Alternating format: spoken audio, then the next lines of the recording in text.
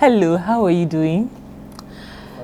Do you find yourself in that uncomfortable situation at times where you are not quite sure of what exactly am I supposed to be doing here? What is this purpose everybody seems to be talking about?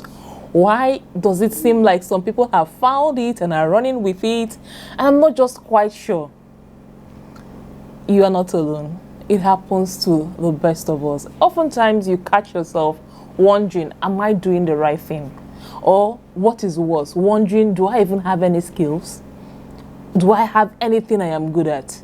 Let me walk you through 5 ways you can get closer to figuring out why exactly you are here, what it is you should be doing. Okay? Go with me for a while. Think and look around and figure out what are those things you have been gifted with.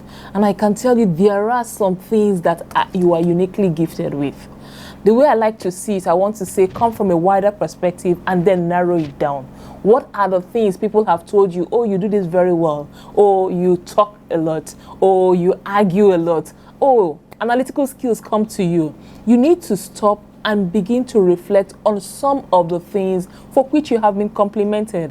And there are things that come easy to you that you may know, you may have recognized that these things come easy to you. You need to recognize them. That is the first step. I know it may require some training, but you may need to deliberately figure out, what can I do well? What do I have going on for me? Okay? After you have recognized it, I want you to think about what potential can this have? So if I talk, what actual outcomes do I know that people who talk well do? Okay, so until you can think and visualize an end product of an original skill, let's look at this skill and call it like a raw material. So when you have a raw material, say like flour, what can flour make? I want you to think of. Another thing is that you want to estimate it. If you say you can swim, how well can you swim? This raw material in the state that it is, how good is it? If you say you can sing, how good is it? And I don't want us to get fixated on the popular skills that we know. If, for example, you are good with thinking a thing through, you are able to look at a problem and solve it. You have analytical skills. Maybe you were good with math, or maybe you were good with history. You are the one who remembers details of a story. I want you to look at all of those skills and properly estimate it. Figure out, if I think I can do this, to what extent do I love doing this? Can I actually make a profession doing this? The fourth thing is that you need to hone this skill. We've said the first thing is that you need to recognize what skills you have. The second thing, you need to weigh it. You need to try and size it up. How well, on a scale of 1 to 5, okay, how much do I love, helping people cook, for example? And the third thing is that you need to refine it. Nobody likes raw materials in and of itself. Nobody appreciates things in their raw forms. Let me tell you, things that are in their raw forms sometimes seems annoying. You hear a child who is supposed to be a singer singing at 2 years, at 3 years, or untrained. It can come off very annoying. And if you're not careful, somebody is going to shut it down even before you get the opportunity for it to become something. Okay? So you need to work on it. You need to get trained. You need to find yourself under some mentor, under some platform where somebody can train you. See, without that training, the raw material is going to, just imagine the training as converting raw material into something that somebody can use. And then what is going to happen is that it's going to start developing. This raw material is going to start developing into something that can be used by somebody. It's going to start becoming. You will find out that you can actually make something out of this skill, out of this ability that nobody seemed to, take cognizance of. When that starts happening, you need to incubate it. And what I mean by incubating is, it's almost like hiding it out. You don't want to rush out and tell everybody, hey, come see, I can do this.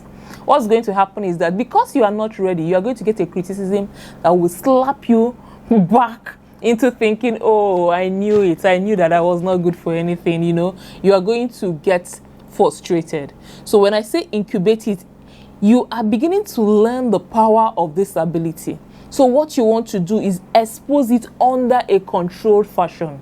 You are showing it only to the people who can, intelligently criticize it, people who only have your best interests at heart, people that can tell you that this is how to work this so that it can become better. Those are the only ones you want to show it to. You don't want to go singing on the rooftops, not just yet. So you have to learn the skill of incubation. And finally today, you need to learn how to wield it. There is a way to, it's like you have a new sword. This sword is not just your source of maintenance, is your source of, that is how you sustain yourself. So this sword now, if you don't wield it in the exact way, you could cut yourself, you could injure yourself with it. So you want to learn how to wield it. If you have figured out that this is something I know how to do, you want to use it in the right way that it gets you the right result. A part of that comes from training, but a part of that comes from recognizing the power of what you have. Recognizing the power of what you have also comes when you can identify the people for which what you have are meant to bless, the people that are supposed to reap, the people that can exchange value in terms of money for what you have. The moment you can catch that, you can catch those group of people, you see things have started rolling around. You have started learning how to wield this power you have. And so just to recap, you have to recognize the skills you have. You have to try and estimate it. That's number 2. Then you have to train. You have to hone the skills. That's number 3. And then you need to incubate it by selective exposure. You're going to expose it just to the right kind of heat, the right kind of people, the right kind of criticism. And finally, you need to learn how to wield it. By wielding it, I mean you are going to have to use it in exchange for money. You are going to have to use it as protection. It's going to become your bargaining chip when you get into the marketplace. And that's how purpose works. Have a great day.